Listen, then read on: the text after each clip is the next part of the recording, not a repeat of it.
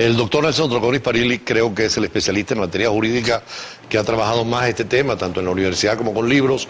Esta tarde nos acompaña precisamente para comentar la conferencia que tiene lugar ahora en Bolivia, pero que además también tiene que ver con Copenhague y sobre todo con la próxima conferencia mundial en México contra el calentamiento global y por salvar el planeta.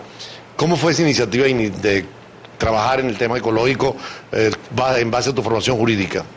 Bueno, indiscutiblemente hoy en día para ser ecológico o ecologista prácticamente nos hemos formado autodidactas. Vocación, amor, pasión a la naturaleza, ese encuentro, la simbiosis, porque no hay una política educativa pública en Venezuela y yo creo que en casi todo en el mundo donde la educación ambiental se institucionalice esa enseñanza. Entonces uno tiene que dar sus pininos y en búsqueda de una forma, digamos, muy improvisada, muy al azar, con vocación y amor, así se va uno formando. Yo creo que esa Universidad de la Vida nos forma mucho mejor en el menester y en el quehacer ambiental. ¿En qué universidad estás trabajando el tema de la ecología jurídica? Bueno, he dado en los posgrados, el Zulia, en la parte penal, en la UNIES, Ezequiel Zamora, que hay un posgrado de Derecho Agrario y Ambiental.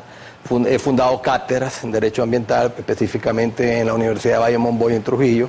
Hemos hecho un esfuerzo para que el conocimiento ambiental se vuelva, como se dice, algo académico, una disciplina, una materia de enseñanza, porque fuera de que es una necesidad formativa y de hacer un nuevo ciudadano, una nueva expectativa, y ese que llamamos ese nuevo hombre, esa nueva forma de existir, vemos que hay un mandamiento constitucional, incluso en Venezuela, que incluso se le ha hecho mucha apología, que es una constitución ecológica, el ambiente se considera un derecho humano, claro. La educación ambiental obligatoria.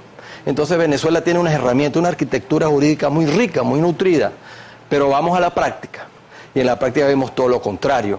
Incluso Venezuela tiene un gran, yo digo que por ser una economía rentística, extractiva, tiene un gran pasivo con la humanidad, un gran pasivo ambiental, porque la actividad económica que es más gravosa contra el ambiente genera más impacto en la actividad petrolera. Por cierto, hay un modelo ahora de Brasil que es interesante invocar y que Venezuela tal vez podría copiar para salvar el ambiente frente a la situación petrolera, ¿no?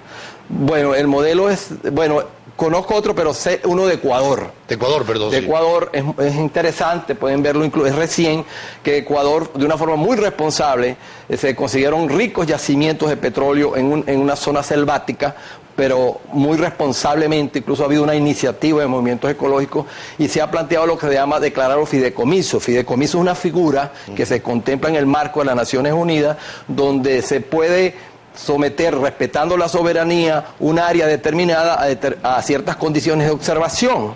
Entonces, ese fideicomiso en Ecuador está funcionando de la siguiente manera: no sigo explotando esa área o no empiezo a explotarla, no la intervengo a cambio de que yo reciba una compensación, porque eso y esa compensación es económica. Entonces, países europeos, en el marco del cambio climático, que tienen disponibilidad de hacer aportes sustanciales económicos a Ecuador y dejar dormidos esos yacimientos. Yo he planteado mucho acá y el movimiento ecológico tiene que montarse en ese trabajo de plantear una moratoria petrolera. No podemos seguir seguir siendo energívoros. Venezuela por excelencia se volvió un país eminentemente energívoro. Las políticas públicas son energívoras y mire las consecuencias del impacto ambiental, que es fundamentalmente por el CO2, la responsabilidad del petróleo. Ahorita se acaba de entregar en los bloques a grupos transnacionales de diferente ubicación, digamos, ideológica, y donde se afecta la soberanía, porque se está entregando y la Constitución prohíbe entregar el patrimonio, los yacimientos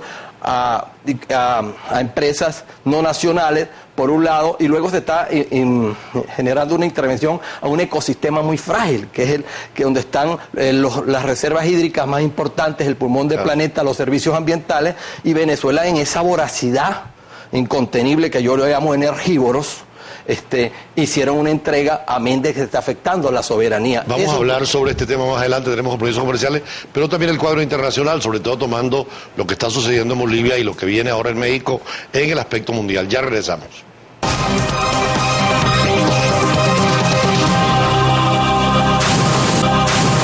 El doctor Nelson Troconis Parili está con nosotros precisamente por el tema ecológico. Estamos viendo la conferencia que hay en Bolivia, vimos lo de Copenhague y viene la de México. En este marco internacional, ¿qué podemos decir?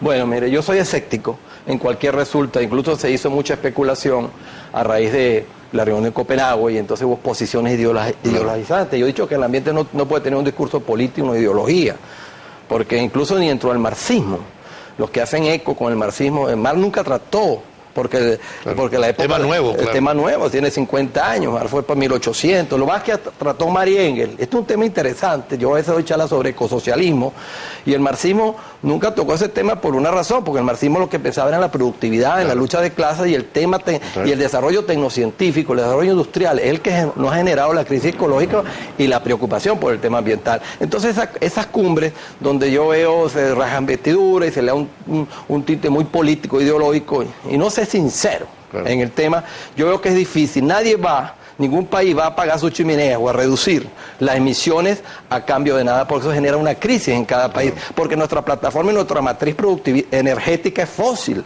y no hay un modelo o un mecanismo tecnocientífico diferente o alternativo. Lo que se ha dado por ahí, muestras y algunas señas de modelos tecnológicos diferentes, que eolítico, que solar, y hay otras por ahí, pero no ha habido una verdadera reconvención. Y yo digo que Venezuela está metido en un tremendo problema, porque Venezuela es el quinto país productor de petróleo. Entonces nosotros somos el quinto país responsable de la contaminación ambiental y de la crisis ecológica. Entonces, ¿cómo Venezuela va a conseguir una respuesta donde se está buscando un discurso reivindicador? Un discurso que lo veo con muy buen sentido de la palabra, pero está metido justamente, es el mensajero de la muerte, el quinto país mensajero de la muerte. Sobre todo que importan grandes cantidades. Es energívoro, es el quinto país en el marco de la OPEP. Entonces yo veo muy difícil en esas conferencias, incluso de Bolivia, buenas intenciones, porque todos somos responsables, tanto el país que produce como el país que consume. Claro. Es responsable, como dice uno, el lenguaje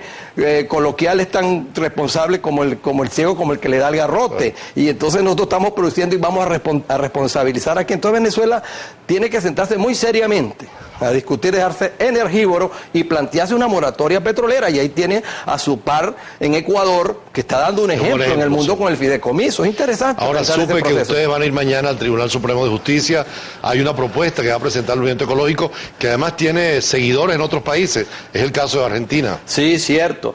¿Qué pasa? Que el tema ecológico empezó a ser un tema, la ecología era ciencia, eminente ciencia, una rama de la biología. Pero la ecología es sociedad, la ecología es economía, la ecología es política y la ecología es derecho. Entonces yo digo que es la única ciencia que se vuelve, de repente se involucra en temas hasta sensibles políticamente, la dinámica política es la ecología. Y yo incluso hago un planteamiento, que yo creo que ahorita que estamos próximos a un proceso electoral parlamentario, pensemos en ecopolíticos, claro, ecoparlamentarios, así como se está buscando movimientos hasta gays para el Congreso, mujeres, feministas. Tenemos que exigirle un mínimo de formación a esos políticos. Pero en Colombia ha habido un éxito con la candidatura verde del partido, y en Brasil hay una candidata a la presidencia. Además, 2 millones de votos en México. Y Chile.